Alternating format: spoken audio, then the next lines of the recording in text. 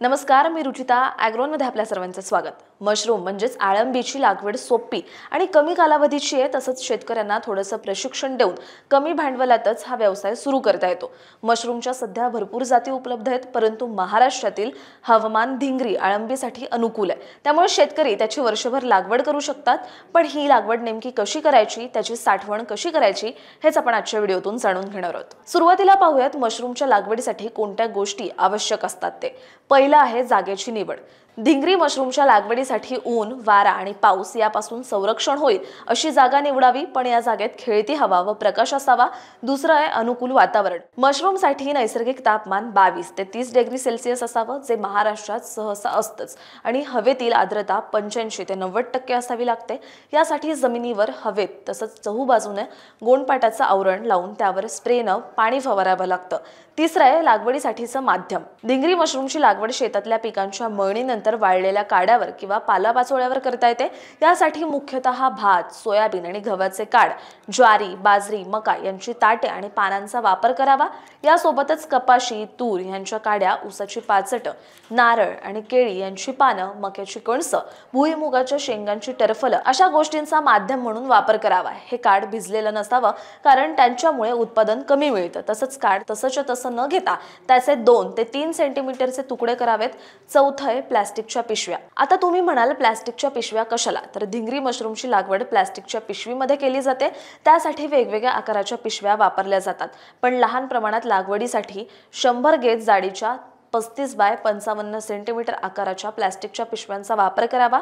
पाचवं आहे मांडणी. मशरूमचे बेड्स म्हणजेच ढेप ठेवण्यासाठी लोखंडी किंवा बांबूची मांडणी रॅक्स वापरावे, किंवा मांडणीऐवजी बेड्स टांगून ठेवायचे असतील तर छताला समांतर तारा किंवा बांबू बांधून त्यासाठी शिंके बांधून बेड ठेवता येतात. यानंतरचं आणि सर्वात महत्त्वाचं आहे मशरूमची बियाणे. मशरूमचं शुद्ध बियाणं लागवडीच्या 1 ते 2 दिवस आधीच आणावं आणि जंतुनाशकं जसं की फॉर्मोलिन, बुरशीनाशक जसे कार्बेंडाझिम किंवा बाविस्टिन किंवा नुमॉन किंवा मॅलिथिऑन या कीटकनाशकांची फवारणी करावी. या सगळ्यासोबतच पाणी, औषधं फवारण्यासाठी स्प्रे पंप, काड्याचे तुकडे करण्यास कोयता किंवा कडबाकुट्टी मशीन आणि काड निर्जंतुकीकरण करायचं सगळं साहित्य आणून ठेवावं. आता पाहूयात मशरूमची लागवडीची पद्धत कशी असते ते. काड्याचे 2 ते 3 सेंटीमीटर लांबीचे बारीक तुकडे करून छिद्र असलेल्या गोणपाट किंवा ज्यूटच्या पोत्यामध्ये भरावे आणि थंड पाण्यात 8 ते 10 तास बुडवून भिजत घालावे. काड्याचे पोत थंड पाण्यातून काढून त्यातील जास्तीच्या पाण्याचा निचरा करावा. पण हे काड वापरण्यापूर्वी त्यांचं निर्जंतुकीकरण करणं तितकंच गरजेचं आहे. भिजवलेल्या काडाची पोती 80 डिग्री सेल्सिअस तापमानाच्या म्हणजेच कडक पण उन्हाळ न फुटलेल्या गरम पाण्यात 1 तास बुडवून ठेवावेत. काडाचे पोते गरम पाण्यातून काढून त्यातील जादा पाणी निथळण्यासाठी आणि थंड करण्यासाठी सावलीत ठेवावे.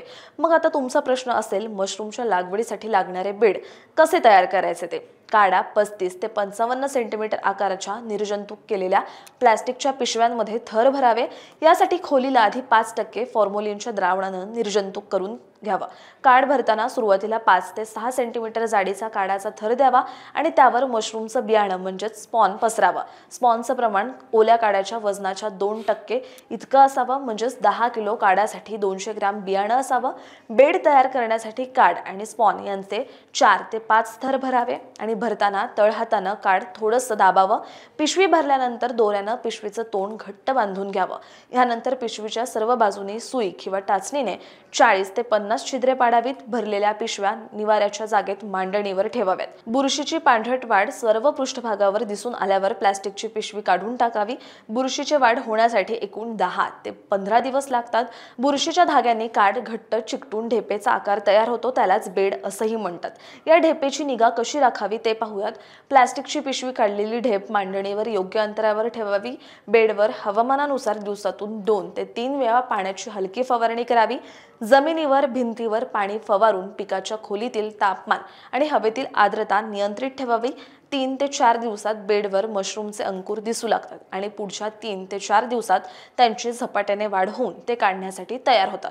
तयार झालेल्या मशरूमची काढणी कशी करावी? पहिली काढणी पिशवी भरल्यापासून 20 ते 25 दिवसात मिळते. काढणीच्या 1 दिवस आधी मशरूमवर पाणी फवारू नये, यामुळे मशरूम कोरडे आणि तजेलदार राहतं. मशरूमच्या कडा आत वाळण्यापूर्वी काढणी करावी. लहान मोठी सर्व अळंबी एकाच वेळी काढून घ्यावी. काढणी अळंबीच्या देठाला धरून पिरगळून करावी. दुसरं पीक घेण्यापूर्वी त्याच बेडवर हलका हात फिरून कुजलेल्या व मोकळ्या झालेल्या काड्याचा पातळसा थर काढून टाकावा। नियमितपणे दिवसातून 2 ते 3 वेळा पाणी फवारावं। 9 ते 10 दिवसांनी दुसरं पीक मिळतं आणि त्यानंतर 8 ते 10 दिवसांनी तिसरं पीक मिळतं। साधारणपणे 1 किलो वाळवलेल्या काड्याचा एका बेडपासून 800 ग्रॅम ते 1 किलो ताज्या मशरूमचं उत्पादन मिळतं। किडीचा बंदोबस्त करण्यासाठी काढणीनंतर प्रत्येक वेळी मॅलिथिऑन किंवा नुऑन 0.02% म्हणजेच 10 लिटर पाण्यात 2 मिली या प्रमाणात फवारणी करावी। पण लक्षात असू द्या, बेडवर फळं असताना कीटकनाशकं फवारू नयेत। शेवटी पाहूयात आळंबीची साठवणूक कशी करावी। ताजे मशरूम छिद्र पाडलेल्या प्लास्टिक पिशव्यांमध्ये 1 दिवस राहू शकतात, तर फ्रीजमध्ये 3 ते 4 दिवस टिकतात। ताज्या मशरूमसाठी बाजारपेठ नसल्यास त्यांना उन्हामध्ये वाळवावं। ते उन्हामध्ये 2 ते 3 दिवसात पूर्णपणे वाळतं। वाळलेले मशरूम प्लास्टिक पिशवीत हवा बंद करून ठेवल्यास ती 6 महिन्यांपेक्षा अधिक काळ चांगल्या स्थितीत राहतात। 1 किलो ताजे मशरूम वाळल्यानंतर त्यांचं वजन 100 ग्रॅम इतकं होतं। ही झाली मशरूमच्या उत्पादनाची माहिती। तुम्हाला ही माहिती कशी वाटली आणि शेतीसाठी पूरक व्यवसाय म्हणून तुम्ही कोणत्या व्यवसायाला प्राधान्य देता हे कमेंटमध्ये नक्की सांगा। आणि अशाच शेतीविषयक माहिती जाणून घेण्यासाठी ॲग्रोवनला सबस्क्राइब करायला विसरू नका।